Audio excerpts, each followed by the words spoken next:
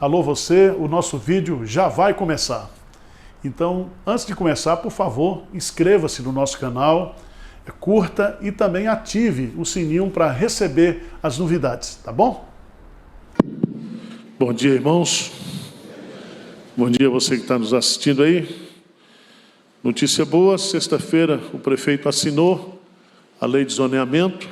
Fomos contemplados, ontem saiu publicado no Diário Oficial do município. Toda essa quadra agora é uma zona onde a gente pode construir até 20 andares. Amém? Então prepara o bolso, porque ninguém aqui joga na Mega Sena. Essa obra vai ser feita com os recursos de Deus, através do povo de Deus. Você que está aí assistindo a gente aí, muita gente no Brasil não tem a dimensão de saber as dificuldades que a gente enfrenta aqui. Eu estava vendo essa semana aqui no bairro de Pinheiros, 1 metro quadrado está por R$30 mil de um apartamento. Quando você fala isso Brasil afora, né?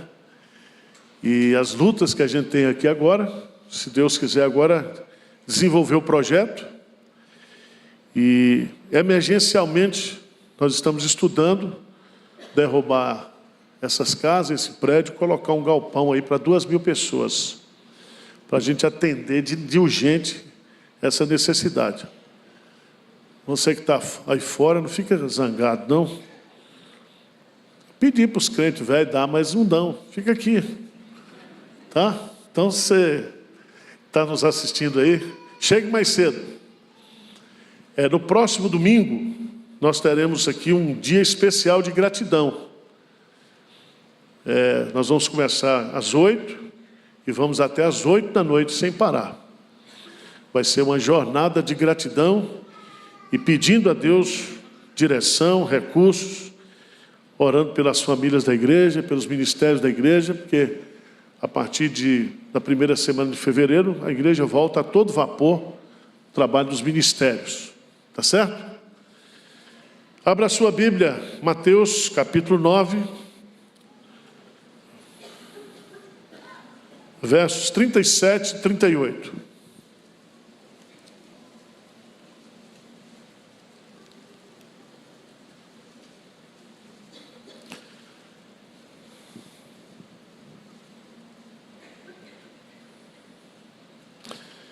Diz assim: e então se dirigiu a seus discípulos: a seara, na verdade, é grande, mas os trabalhadores são poucos.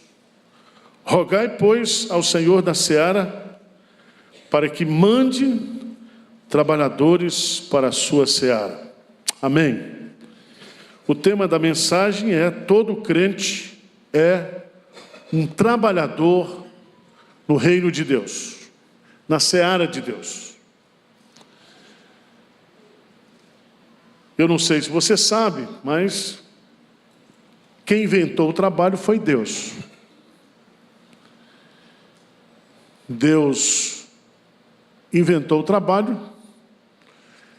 Ele já trabalhava antes da existência de todas as coisas, porque Deus é pré-existente, eterno, infinito.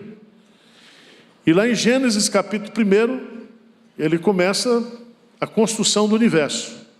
E diz: no princípio criou Deus os céus e a terra. E diz que ele construiu tudo, trabalhou durante 6 dias ininterruptos, dias de 24 horas, e no 7º dia ele descansou.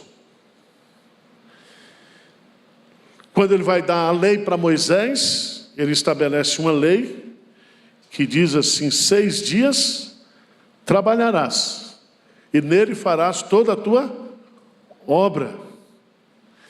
Então o trabalho não é somente um exemplo, um princípio criado por Deus, mas o trabalho é um mandamento. Por isso que a preguiça na Bíblia é pecado. A condescendência de Deus é tão grande que Ele é o Deus que trabalha e que convoca trabalhadores para a sua seara. Nós.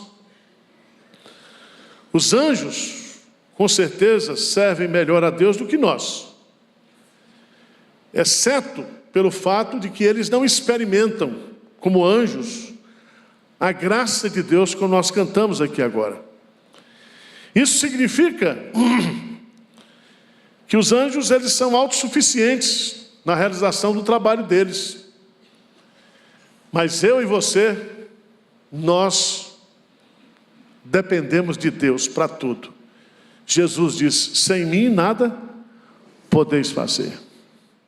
Esse texto é muito simples. Esse texto traz algumas verdades principais. Eu vou escolher apenas uma delas. A primeira delas, a realidade da seara, quando ele diz: na verdade, a seara é grande e os trabalhadores o que são?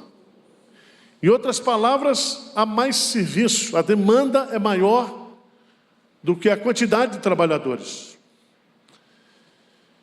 E essa seara só será concretizada porque nós temos um Deus que trabalha de forma extraordinária. Para Deus, Ele pode fazer num dia o que se gastaria 1000 anos, porque para Ele, um dia e 1000 anos não simbolizam, não significam absolutamente nada. Mas Deus, Ele pede, diante dessa realidade, que nós oremos para que Ele envie trabalhadores para a sua seara. E Ele está falando isso para os discípulos.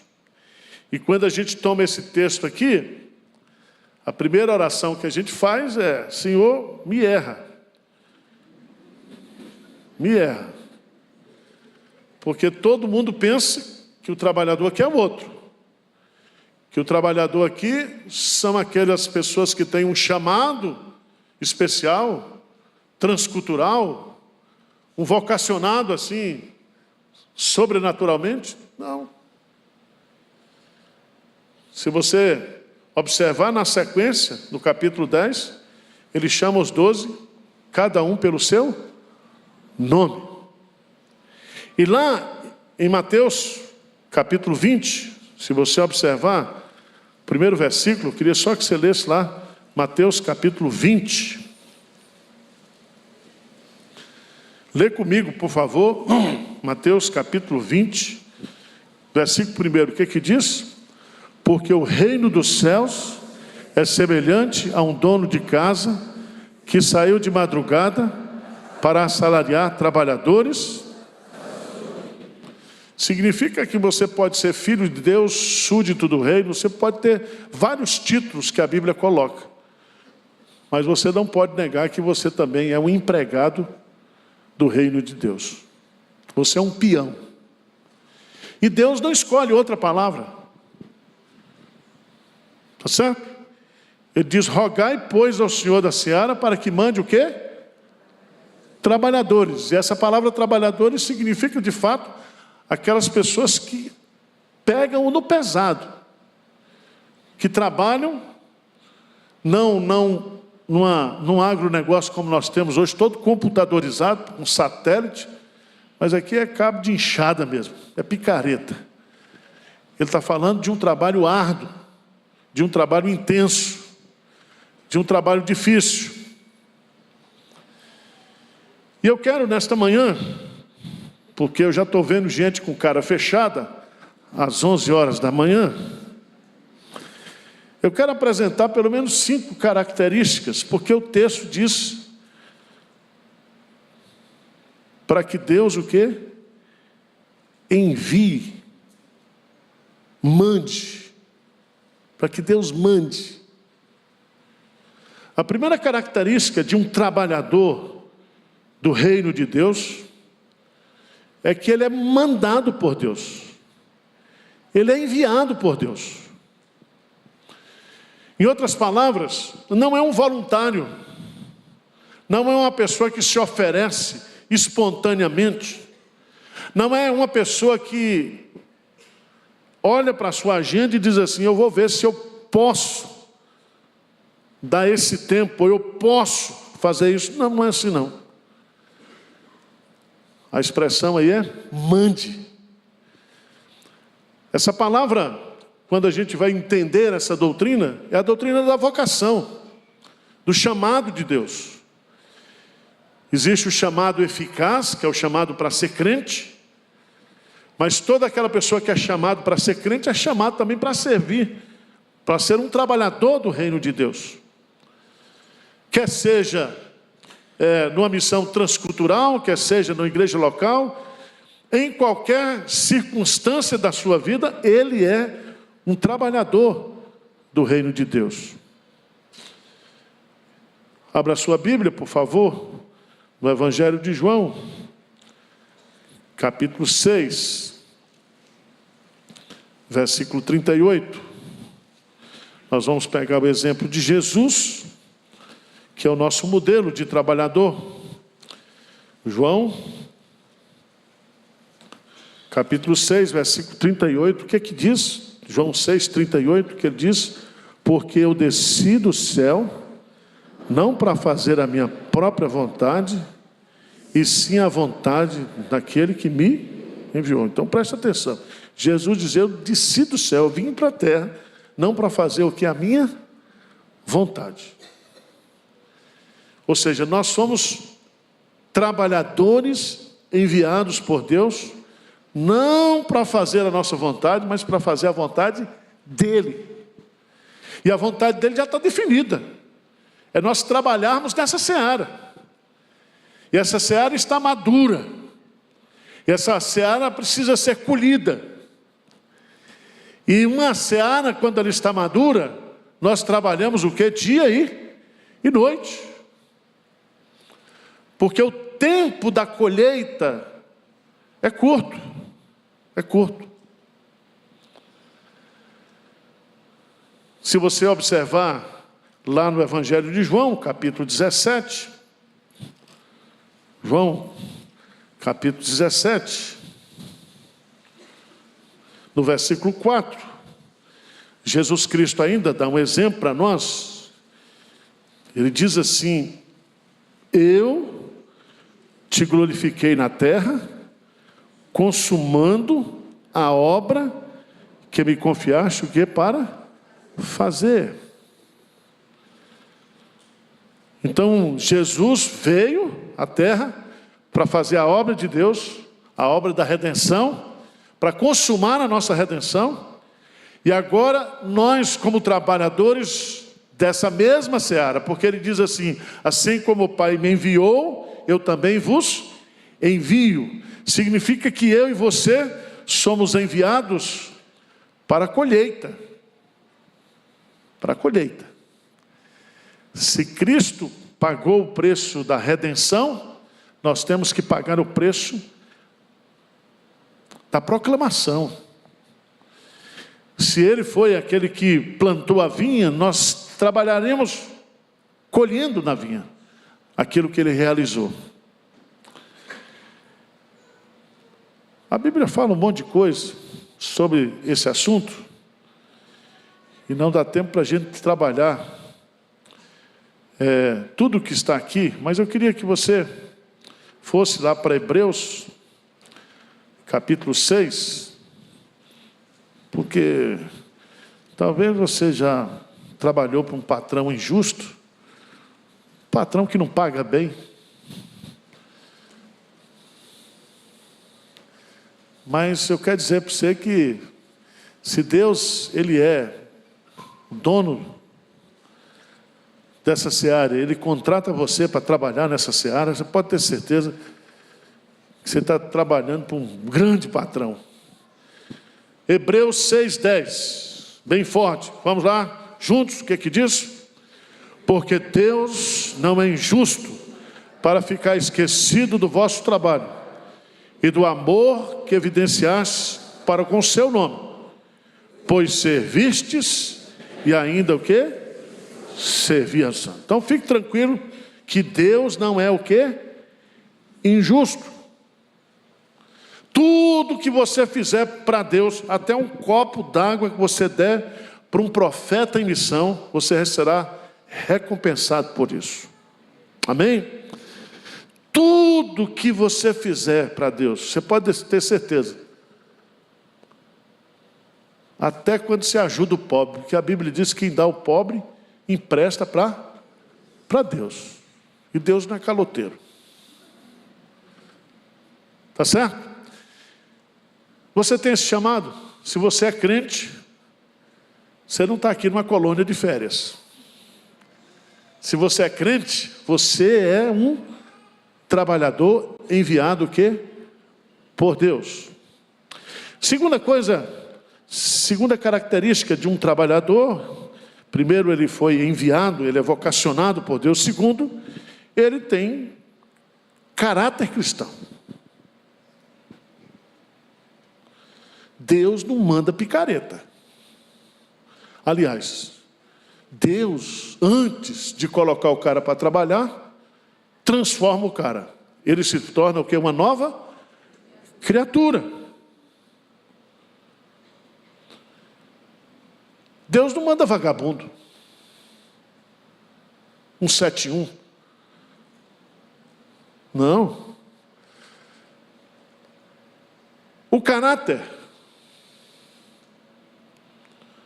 pode não ser essencial para ganhar uma eleição, para permanecer num cargo, para alcançar sucesso no mundo. O mundo está cheio de gente mau caráter. E parece que quanto mais mau caráter, as pessoas admiram. No reino de Deus, na obra de Deus, o caráter é essencial. Bob Cook, ele diz assim: não há substituto para o caráter. Você pode comprar um cérebro, mas não pode comprar um caráter. Habilidade, carisma, competência, sem integridade, podem conduzir às tragédias. Nenhuma quantidade de habilidade pode compensar a falta de integridade. Irmãos, caráter é exigido até no mundo do crime, sabia disso? Você imagina o reino de Deus. Os trabalhadores do reino são pessoas falhas, são pessoas defeituosas, mas admite isso, luta contra isso, pedem a Deus e às pessoas para ajudá-las. Mas a integridade, meus amados irmãos, de caráter é tudo. É por isso que quando vai se falar das qualificações para alguém ser um líder na igreja, as primeiras qualificações que aparecem lá no 1 Timóteo, capítulo 3, em Tito, capítulo 1, para alguém ser presbítero ou diácono na igreja, são os princípios de caráter, de conduta.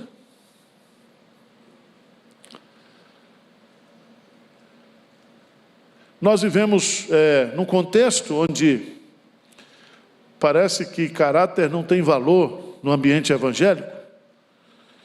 Parece que se a pessoa tem carisma, tem loquacidade, tem jogo de cintura, tem habilidade de negociação, parece que tudo isso hoje é mais importante na igreja, no reino de Deus, do que caráter.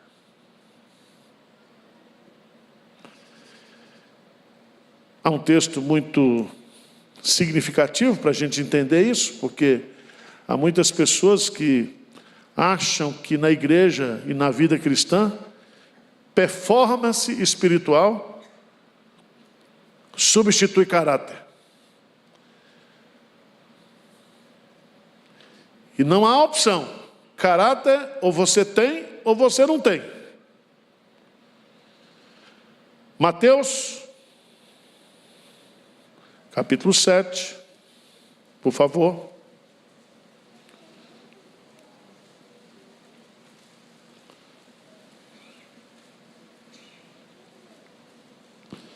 Versículo 22 e 23, vamos ler juntos? O que é que diz aí? O que é que diz? Muitos, não poucos, viu? O que significa muitos? Muitos. Não são poucos. Muitos. Naquele dia, quando Jesus voltar, hão de dizer-me, isso aí Jesus está dizendo, tá? Senhor, Senhor, porventura não temos nós profetizado em teu nome? Em teu nome não expelimos demônios? E em teu nome não fizemos muitos, não poucos, muitos milagres? Então lhes direi explicitamente, nunca vos conheci. Nunca vos conheci. Apartai-vos de mim, os que praticais o que há? Veja bem, iniquidade aqui é você praticar uma religiosidade sem o poder, sem a autoridade de Deus. Isso significa estelionato espiritual. 171. Vocês estão entendendo ou não? Nunca vos conheci, mas nós fizemos tudo em teu nome. Mas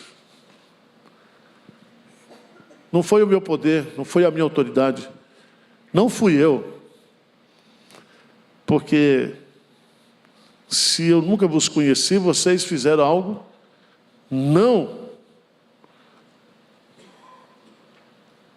com a minha ajuda, porque sem mim nada podeis fazer. Irmãos, a Bíblia fala que aquele que mentia, agora não minta mais. Fale o quê? A verdade. Aquele que roubava, quando não era crente, pode roubar. E vai o quê? Trabalhar. Para não somente suprir as suas necessidades, e também ajudar os outros. O crente que tem caráter, ele tem palavra. A palavra dele vale alguma coisa.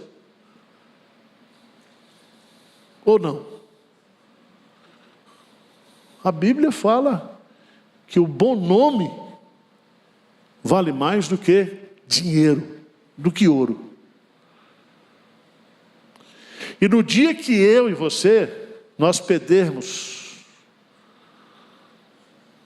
a nossa autoridade por causa dos nossos desvios de caráter, de mau bocatido, nós estamos o quê? Na roça. Deus envia trabalhadores para a sua seara, você pode ter certeza.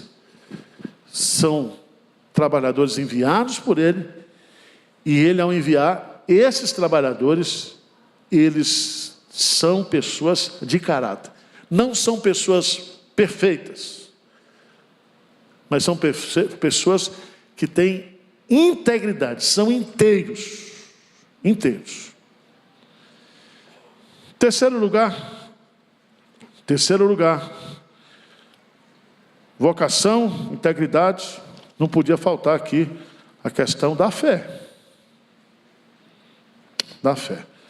Porque a seara é grande e os trabalhadores são o quê? Poucos. Ou seja, a demanda é maior do que a oferta de trabalho, de emprego, de trabalhadores. Significa que no reino de Deus a gente sempre vai administrar necessidades. As necessidades são maiores do que os recursos, em todas as áreas. Em todas as áreas. Você pode dizer, mas a igreja de Pinheiros tem 4.000 membros, mas se você descobrir, há muitas áreas aqui na igreja precisando de trabalhadores. Há muitas áreas deficitárias aqui na igreja. Porque tem muita gente que acha que ser crente é vir assistir culto.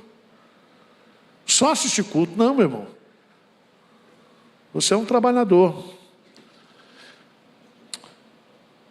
E é tão bonito quando você vai estudar a vida dos homens de Deus, porque eles aprendem desde cedo que o justo viverá pela fé, que tudo que não é de fé é pecado, que sem fé é impossível o quê? Agradar a Deus. E sem fé nós vamos receber absolutamente nada dele. A fé é a moeda do mundo espiritual. Nós só conseguimos as coisas do mundo espiritual com a moeda da fé. A fé, ela começa como fé salvadora, mas a fé ela é vivenciada. A fé não é uma decoração, mas é uma imposição. Lá em Hebreus, capítulo 11, se repete mais de 30 vezes na galeria dos heróis da fé, pela fé, pela fé, pela fé, pela fé. E toda fé, ela cresce em meio às dificuldades e às provações. Alguém já disse que não se pode confiar em uma fé que não foi provada, porque a fé provada é a fé que recebe aquilo que se chama de musculatura espiritual. George Miller, ele diz: a única maneira de adquirir uma fé forte é suportar pesadas provações.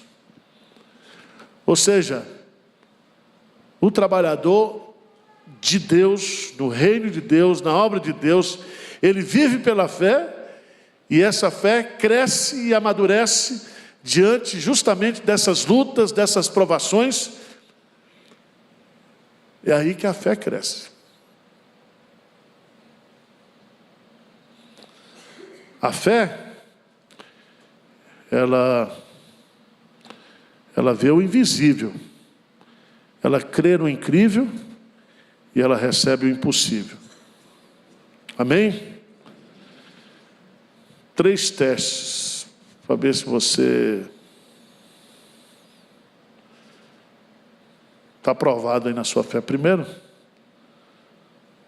o que você está fazendo hoje é aprovado pela palavra de Deus?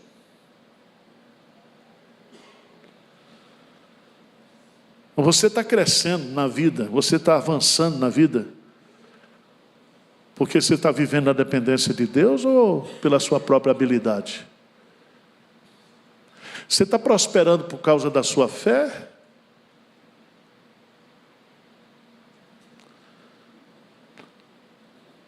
Terceiro teste, você está fazendo o que está fazendo, isso, tudo isso que você está fazendo aí, hoje, como crente, é para a glória de Deus ou para a sua própria glória? Viver pela fé, meus amados irmãos, é o desafio nosso, de todo dia. A fé nos humilha, a fé é a nossa declaração de pobreza. É dizer para Deus que nada posso sozinho, mas tudo posso naquele que me fortalece. Amém? Qual é a primeira marca? Vocação. Segundo, caráter. Terceiro, fé. Quarto, visão.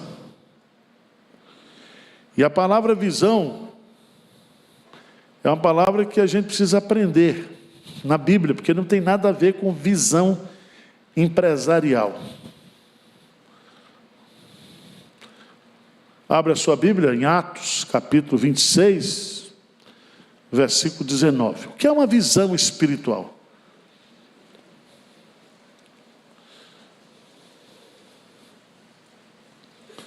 Diz o texto sagrado assim. O que diz aí? Atos 26, 19. Pelo que, ó rei Agripa, não fui desobediente à visão o quê? Celestial. O que é visão celestial, irmão? Aqui, se a visão é celestial, é porque ela veio do céu. É celeste.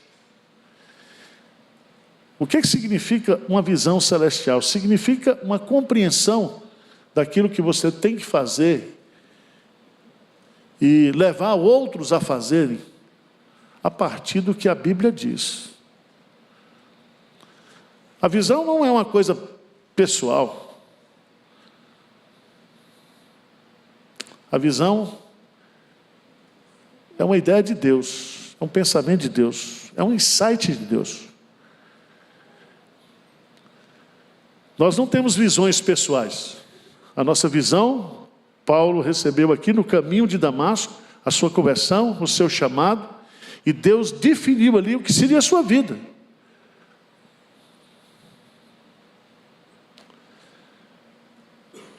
Esse assunto é empolgante,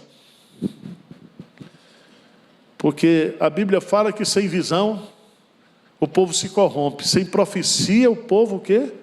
Se corrompe. Nós precisamos ser dirigidos por uma visão o quê? Celestial. E o servo de Deus é alguém que leva a sua vida baseado em valores, em pensamentos, em ideias celestiais. Por isso que Paulo diz para nós, lá em Colossenses capítulo 3, vocês que nasceram de novo, pensai nas coisas lá do alto, lá de cima. E você pode ter certeza que as pessoas que mais pensaram nas coisas lá de cima, foram aquelas que mais realizaram coisas aqui na terra.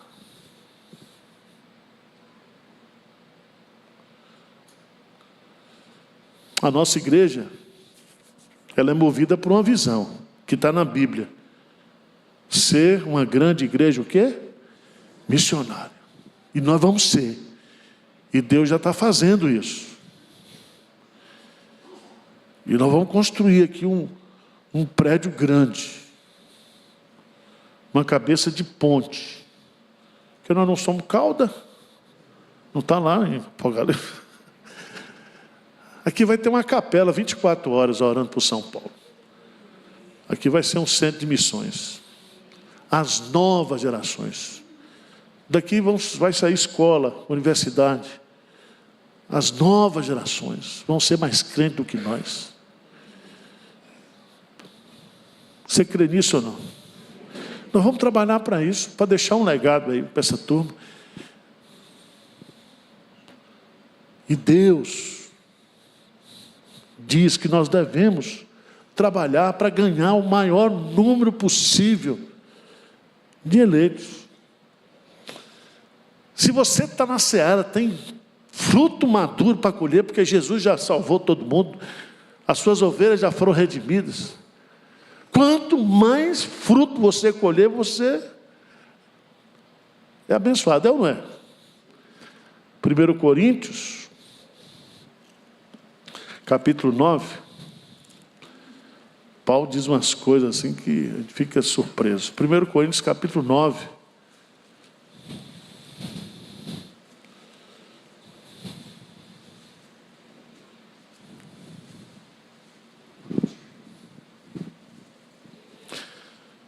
Versículo 19, ele diz assim: porque sendo livre de todos, fiz-me escravo de todos, a fim de ganhar o maior número, o quê?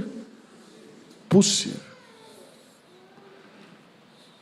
Paulo tinha uma urgência, ele tinha um desejo de ganhar o maior número possível de pessoas para Jesus. E nós agora com a inteligência espiritual, misturado com a inteligência artificial, com tanta inteligência que nós temos hoje, nós vamos alcançar o mundo. A IPPTV chegou esse ano a quase 60 milhões de pessoas alcançadas. São mais de 1000 horas todo mês as pessoas assistindo sermão, culto, não sei o quê, PPP. Sabia disso ou não? É gente se convertendo no mundo todo, a igreja ajudando gente. Deus está fazendo a obra. Então nós temos que ter essa visão. Visão de Deus. Visão dos recursos, visão da oportunidade. Visão de estratégias sábias, inteligentes, para alcançar as novas gerações, para atingir as novas gerações. Por fim, meus amados irmãos, eu vou dizer uma coisa aqui, que eu acho que nós temos que ir buscar, que seria a quinta marca de um servo enviado por Deus, deve ser o nosso alvo, como trabalhador no reino de Deus. A palavra se chama maturidade. Maturidade. A palavra teleios no grego. Pessoas maduras conhecem a si mesmo, se aceitam, e elas são as mesmas pessoas em qualquer situação. Pessoa madura não muda, não é camaleoa. Você sabe que tem muita gente que envaidece, né?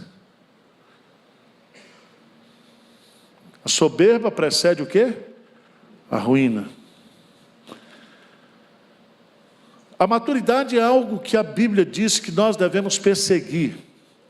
A palavra de Deus, ela nos foi dada para que nós sejamos perfeitos, maduros, teleios e perfeitamente habilitados para toda boa obra.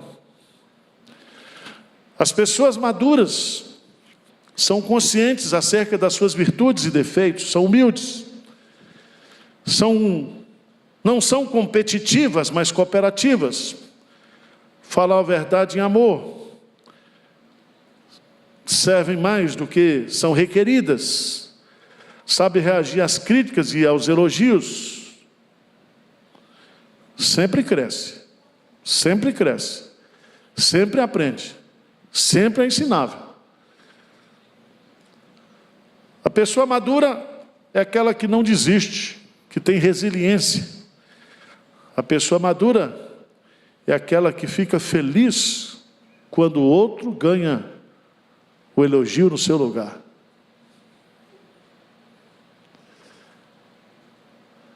Maturidade é o que Deus quer de mim e de você. Amém? Vamos então curvar a nossa cabeça agora, vamos orar, nos preparar para a ceia do Senhor. 1 Coríntios, capítulo 11. Feche os seus olhos aí. A Bíblia diz: examine-se, pois, o homem a si mesmo. Não examine o outro, não. Examine a si mesmo. Você. Como é que está o seu relacionamento com Deus, sua vida, seus pecados, seu comportamento, sua fé? Examine-se, pois, o homem a si mesmo, e assim coma do pão e beba do cálice. É examinar, não para deixar de comer, mas para pedir perdão, para se arrepender, e aí comer e beber, e se fortalecer, e renovar a sua esperança, e ter os seus pecados purificados no sangue de Jesus.